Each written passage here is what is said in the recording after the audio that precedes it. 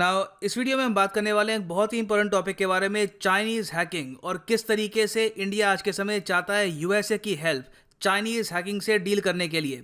यहाँ पे आप देखोगे ब्लूमबर्ग की रिपोर्ट है, इसको और भी न्यूज़ आउटलेट्स ने पब्लिश किया है कि India seeks US help as China backed hacks threaten military. अभी हाल ही में मुंबई में जो एक साइबर अटैक हुआ हमारी पावर ग्रिड पर, ब्लैकआउट हो गया, वो था एक सिविलियन साइबर अटैक। डर अब यहाँ पर यह है कि मिलिट्री साइबर अटैक बड़े स्केल पर ना हो जाए, उसको रोकने के लिए भारत चाहता है सहयोग यूएसए का, और ना सिर्फ यूएसए का, यूएसए समेत ऑस्ट्रेलिया, जापान और जो कंट्रीज हैं, प्राइमरली जो क्वाड कंट्रीज हैं, यहाँ पे इंडिया आज के समय बात कर रहा है और कोशिश ये की जा रही है कि एक प्रॉपर साइबर सिक्योरिटी का डिफेंस मैकेनिज्म हम बना पाएं। और ये डेवलपमेंट आई है एक ऐसे टाइम में जब हाल ही में हमारे chief of defence staff Bipin Rawat ने यह कहा है कि चाइना कंप्लीटली केपेबल है of disrupting systems bye launching cyber attacks on India. Disrupt करना होता है कि जिस तरीके से वो फंक्शन कर रहे हैं फंक्शन नहीं कर पाएंगे, everything will be in chaos। और हमारे सीडीएस ओपनली ये बात एक्नॉलेज कर रहे हैं कि चाइना के पास कैपेसिटी है कि ये लोग इस टाइप के साइबर अटैक्स लॉन्च कर सकते हैं भारत में। ये कोई यूएस की कंपनी की रिपोर्ट नहीं है। So this is a very serious matter, और इसलिए इंडिया यहाँ पर चाहता है कि यूएस के साथ हम कोऑपरेशन करें। यूएस के साथ देखो ऑलरेडी आपको पता होगा कि हम 4 फाउंडेशनल एग्रीमेंट साइन कर चुके हैं। एक है GSOMIA general security of military information agreement, फिर है लेमुआ, फिर कॉमकासा, और उसके अलावा बेका। अब इसी स्ट्रक्चर पे ये भी बातचीत चल रही है कि साइबर सिक्योरिटी पर बेस्ड एक नया एग्रीमेंट इंडिया और यूएस साइन करें, जिसके अंडर रियल टाइम कोऑर्डिनेशन होगी साइबर सिक्योरिटी थ्रेट के बारे में। अभी के लिए देखो, कहने के लिए एक MOU साइन कर रखा है इंडिया और यूएस ने, काफ़ी पुराना MOU है, 2012 में साइन हुआ था, 2018 में इसको रिन्यू किया है हाल ही में। यहाँ पे आप देख पाओगे द इकोनॉमिक टाइम्स का आर्टिकल है, India US renew agreement for cyber security coordination. मगर इस एग्रीमेंट में इतनी पावर है नहीं, इसमें इतने प्रावधान है नहीं। इसमें बेसिक बात सिंपली यहाँ पर यह है कि जो भारत की CERT है, CERT होती है Indian computer emergency response team. अगर भारत पर होता है कोई साइबर अटैक तो सबसे पहले हरकत में आती है CERT। तो इंडियन CERT और यूएस CERT आपस में बस कोऑर्डिनेट करते हैं कुछ एस्पेक्ट में कि प्रैक्टिसेस क्या होनी चाहिए, क्या हमें करना चाहिए फॉर सेफ्टी, मगर कोई प्रॉपर मैकेनिज्म बिल्ड नहीं हुआ इस एग्रीमेंट के अंडर। और इंडिया ये इशू यूएस के सामने पहले भी रेस कर चुका है। यहाँ पे आप देखोगे 2020 का आर्टिकल है, इंडिया के जो एम्बेसडर हैं टू यूएस ये ओपनली कह चुके हैं कि साइबर सिक्योरिटी ये क्रिटिकल है भारत की नेशनल सिक्योरिटी के लिए, और ना सिर्फ भारत की, इवन यूएस की नेशनल सिक्योरिटी के लिए। और दोनों कंट्रीज को यहाँ पर मिलकर काम करना होगा अगर हम चाहते हैं एक सुरक्षित साइबर स्पेस। ना यहाँ पे आप क्वेश्चन पूछ सकते हैं, क्या ये जेन्युइनली इतना ज़रूरी है? ठीक है, मुंबई में वो अभी देखने को मिला कि एक साइबर अटैक हुआ और कुछ टाइम के लिए वहाँ पे इलेक्ट्रिसिटी थी नहीं, मगर उसके अलावा कभी सुनने में आया तो नहीं है कि हमारी आर्मी पे अटैक हो गया हो, या फिर इवन कोई गवर्नमेंट मिनिस्ट्री पे अटैक हो गया हो बहुत ही लार्ज स्केल पर। तो क्या ये सब करना इंपॉर्टेंट है? देखो मैं आपको ये बताता हूँ, कई रिपोर्ट्स मीडिया में इतनी डिस्कस की नहीं जाती है क्योंकि पढ़ने में काफ़ी डिप्रेसिंग लगती है, और कई रिपोर्ट्स होती हैं जो ऑल टुगेदर हम दबा देते हैं क्योंकि उनको देखकर इतनी मोटिवेशन आती नहीं है। मगर हमको ये बात भी एक्सेप्ट करनी होगी कि इंडियन आर्मी में हर महीने 2 बार साइबर अटैक अटेम्प्ट्स होते हैं। ठीक है, ये देखा गया है, 2019 में देखा गया है, 2020 का डेटा आएगा। बताया जा रहा है कि 2020 में हो सकता है कि साइबर अटैक्स ऑलरेडी बढ़ गए हों। अब यहाँ पे आप कहेंगे ठीक है अटैक्स हुए हैं, मगर क्या कभी कोई massive cyber attack Indian government पे हुआ है, और क्या वो अटैक सक्सेसफुल भी था? तो यहाँ पे आपको जानना होगा 2010 के प्राइम मिनिस्टर्स ऑफिस अटैक के बारे में। कभी इसके बारे में सर्च करिएगा। ये एक ऐसा अटैक है जो एक ह्यूज एम्बैरेसमेंट थी इंडिया पे, मगर इसको इतना डिस्कस किया नहीं जाता क्योंकि खैर 11 साल भी हो गए।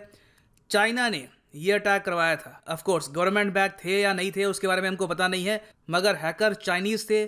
हमारे नेशनल सिक्योरिटी एडवाइजर ने ऑन रिकॉर्ड ये बात एडमिट करी थी। यहाँ पे आप देखेंगे इस पे कई आर्टिकल्स आपको मिलेंगे। जो नेशनल सिक्योरिटी एडवाइजर थे उस टाइम के MK नारायणन, ये कह रहे हैं कि चाइनीज हैकर्स इन्होंने हैक कर लिया था PMO कंप्यूटर्स को। अब ये अपने आप पे इतनी एम्बैरेसमेंट थी देश के लिए कि प्राइम मिनिस्टर्स ऑफिस, जो आप कह सकते हैं पावर के हिसाब से it is the most powerful office in India, वहाँ पे जो कंप्यूटर्स थे वो चाइनीज़ हैकर्स ने 11 साल पहले हैक कर लिए थे। और यहाँ पे अगर आप सोच रहे हैं कि ठीक है इंडिया ने इस एपिसोड से काफ़ी कुछ सीखा होगा, उसके बाद कोई मेजर अटैक हुआ नहीं होगा, तो आप यहाँ पर गलत हैं। क्योंकि सिर्फ इसके अगले साल 2011 में जो CBI की वेबसाइट है ये हैक कर ली गई थी, और यहाँ पर भी बताया गया था कि मेन यहाँ पे जो हैकर्स हैं ये है चाइनीज़। चाइना के जो साइबर अटैक्स हैं, जो चाइना के हैकर्स हैं, ऐसा नहीं है कि अचानक से सामने आ गए हैं। पिछले 10 साल से हम ये अटैक झेल रहे हैं। एक्चुअली इससे पहले काफ़ी बड़े अटैक्स हो चुके हैं, अब तो रिलेटिवली कम अटैक्स हो रहे हैं कंपैरिजन के हिसाब से। मगर हमको यहाँ पे एक्सेप्ट करना होगा कि इंडिया अभी भी तैयार है नहीं साइबर अटैक से डील करने में। अभी हाल ही में हार्वर्ड की एक रिपोर्ट आई, इन्होंने 30 कंट्रीज़ को जज किया उनकी साइबर अटैक या फिर साइबर अटैक झेलने की कैपेसिटी के हिसाब से, और इन्होंने ये बताया कि इंडिया दूर दूर तक भी एक सुपर पावर नहीं है साइबर स्पेस के इशू को लेकर। जो इनकी रिपोर्ट है ये मैं आपको दिखाना चाहता हूँ। रिपोर्ट का नाम है national cyber power index 2020। Harvard Kennedy school ने इसको पब्लिश किया है। इसको आप गूगल करोगे तो रिपोर्ट आपको मिल जाएगी। तो इनके हिसाब से नेशनल साइबर पावर इंडेक्स में नंबर 1 पे जो देश है वो चाइना नहीं है, आज भी यूएसए है। साइबर अटैक की जो कैपेसिटी है, जो यूएस के पास एबिलिटी है, जो आज के समय इनके पास स्किल है, इनके हैकर्स के पास, इट इज़ अनपैरेलल्ड। तो यूएसए है यहाँ पे नंबर 1 किंग, नंबर 2 पे है यहाँ पे चाइना, नंबर 3 पे यूके है, फिर नंबर 4 पे है रशिया। इंडिया टॉप 10 में नहीं आता, इंडिया टॉप 20 में नहीं आता। इंडिया की रैंक टॉप 20 से बाहर यहाँ पे आपको मिलेगी मलेशिया और वियतनाम के बिल्कुल एक पायदान नीचे। हालांकि टर्की से हम आगे हैं और आप कह सकते हैं पाकिस्तान से भी आगे हैं, मगर it is only a matter of time. अब यहाँ पे मैं ऐसा क्यों कह रहा हूँ, क्योंकि देखिए आज के समय कम से कम दर्जनों रिपोर्ट्स आ चुकी हैं बाय वेरियस रिसर्च इंस्टीट्यूट्स कि चाइना बहुत ही बड़े स्केल पर स्किल कर रहा है, सिखा रहा है हैकिंग की आर्ट, हैकिंग की टेक्निक पाकिस्तानी हैकर्स को। तो भविष्य में जो साइबर अटैक्स भारत पे होंगे वो सिर्फ चाइना से नहीं होंगे, वो पाकिस्तान से भी होंगे। और पाकिस्तान के लिए साइबर अटैक करना बहुत कन्वीनियंट है, क्योंकि जब ये फिजिकली हमारे सोल्जर्स को हार्म करते हैं तो एक बार वो कंट्री खड़ा हो जाता है, कहता है कि ठीक है देखी जाएगी, हम उन पे एक रिटेलिएशन करेंगे। मगर जब साइबर अटैक होता है, अब मान लो उन्होंने कई घंटों तक हमारी कोई बड़ी सिटी है दिल्ली या मुंबई, वहाँ पे पावर आउटेज कर दिया, उससे हमको मिलियंस का नुकसान हो गया, उन्होंने थोड़ा डैमेज कर दिया हमको। इस तरीके से धीरे धीरे वो डेटा चोरी करके, कभी गवर्नमेंट ऑफिस का डेटा चुरा कर, पावर सेक्टर को हैक करके, ये काफ़ी डैमेज कर सकते हैं लॉन्ग टर्म में भारत को। और भविष्य में आप देखोगे कि पाकिस्तान की तरफ से भी काफ़ी साइबर अटैक्स आएंगे इंडिया पर।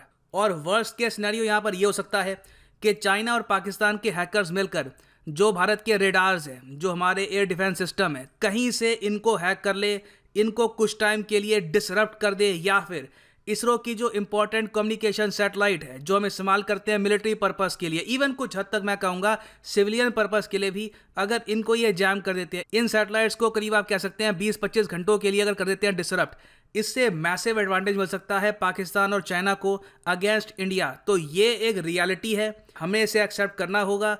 अगर हम यूएस के पास जाते हैं और कहते हैं कि हमारी यहाँ पे हेल्प करिए, कोऑपरेट करिए, ये एक बहुत अच्छा मूव है। मैं कहूँगा पहले कर लेना चाहिए था, अभी हम कर रहे हैं तो ये भी मैं कहूँगा काफ़ी अच्छा मूव है। और इस सब के अलावा इंडिया फाइनली एक नेशनल साइबर सिक्योरिटी स्ट्रैटेजी भी डेवलप कर रहा है। जी हाँ, हमारे पास आज तक एक proper national cyber security strategy थी नहीं, इसको फॉर्मुलेट किया जा रहा है by the office of the national cyber security coordinator at the national cyber security council secretariat. और इसके अंडर देखो भविष्य में बहुत सारे स्टेप्स लिए जाएंगे। जो भी हमारे गवर्नमेंट एम्प्लॉयज़ हैं इनको प्रॉपरली ट्रेन किया जाएगा साइबर सिक्योरिटी के इशू को लेकर। कई प्रैक्टिसेस होती है। अब देखो कई बार क्या होता है कि मिनिस्ट्री है, उसमें कई लोग काम करते हैं, कोई क्लर्क आ गया, उसने बिना सोचे समझे कोई पेन ड्राइव इंसर्ट कर दिया कंप्यूटर में, उससे एक मालवेयर चला गया। इसी तरीके से काफ़ी बार हैकिंग होती है लॉन्ग टर्म में। तो ये सब ना हो, इसके लिए प्रॉपर इंस्ट्रक्शंस दी जाएंगी। जो हमारे गवर्नमेंट एम्प्लॉयज़ हैं इनको बताया जाएगा कि साइबर सिक्योरिटी क्या होती है, जहाँ पे आप लोग काम करते हो वो कंप्यूटर्स कितने इंपॉर्टेंट है फॉर नेशनल सिक्योरिटी, ये कितने वनरेबल हैं। इस सब के अलावा इंडिया कुछ और मैकेनिज्म्स भी डेवलप करेगा जिससे हमारे आर्मी का कंप्यूटर्स, पीएमओ के कंप्यूटर्स ये आसानी से हैक ना हो पाएँ। एक और काम हम यहाँ पर ये भी कर सकते हैं कि हमारे यहाँ जो ग्रुप्स हैं इनको हम ट्रेन करें ताकि ये भी साइबर अटैक्स लॉन्च कर पाए ऑन अदर कंट्रीज। ये हम क्यों करेंगे? देखिए, attack is the best form of defence. कई बार अगर आप मान लो आप डिफेंड ही कर रहे हो, आपके पास बस बहुत बड़ी ढाल है, तो दुश्मन बस लगातार ट्रेन करता रहेगा अपने वेपन्स को और कोशिश करेगा कि बड़ा डैमेज करे आपको। इवेंचुअली कहीं ना कहीं आपको कॉस्ट इम्पोज करनी होगी कि कोई कंट्री आप पे साइबर अटैक करे तो उसके रिस्पॉन्स में आप भी करें साइबर अटैक। इसमें इंडिया एक काम ये भी कर सकता है कि ताइवान के साथ कोऑपरेशन स्टार्ट कर सकता है in the field of cyber security and defence. इस सब के अलावा आपके पास अगर कोई सुझाव है, आपके हिसाब से कोई पर्टिकुलर कंट्री है या फिर कोई पर्टिकुलर एस्पेक्ट है जहां पे इंडिया को काम करना चाहिए साइबर सिक्योरिटी को बूस्ट करने के लिए, मेंशन करिएगा कमेंट सेक्शन में। इसी नोट के साथ वीडियो करते हैं खत्म। Thank you for listening and as always God bless you all.